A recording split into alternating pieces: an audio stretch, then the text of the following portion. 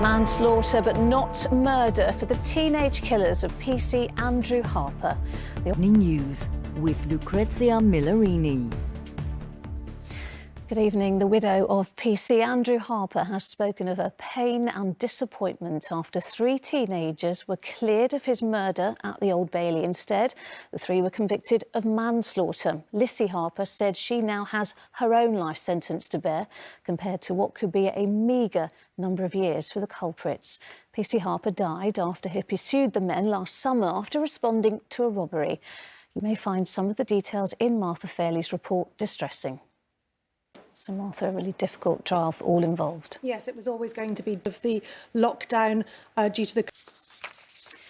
In other news, a controversial ban on TV junk food adverts before 9 p.m. is expected to be announced with the backing of the Prime Minister next week. It's something of a U-turn for Boris Johnson, who was previously against the idea. But growing evidence that obesity puts coronavirus patients at greater risk of dying seems to have changed his mind. Here's our political correspondent, Daniel Hewitt.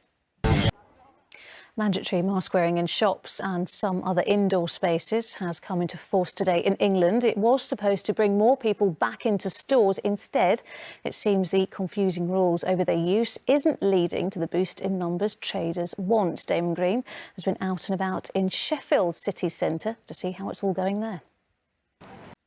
Well, for those of you who are still confused about how and where to wear a mask or face covering, here is a guide with what you need to know.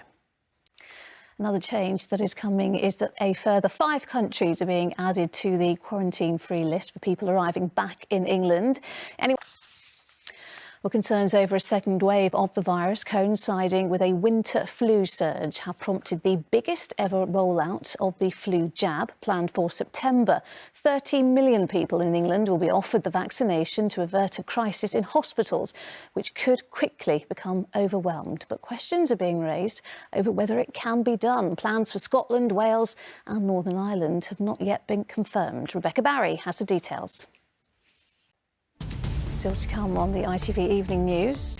First, Amber Heard's sister has been questioned at the High Court over a video which Johnny Depp's lawyers say shows the actress had been violent towards her.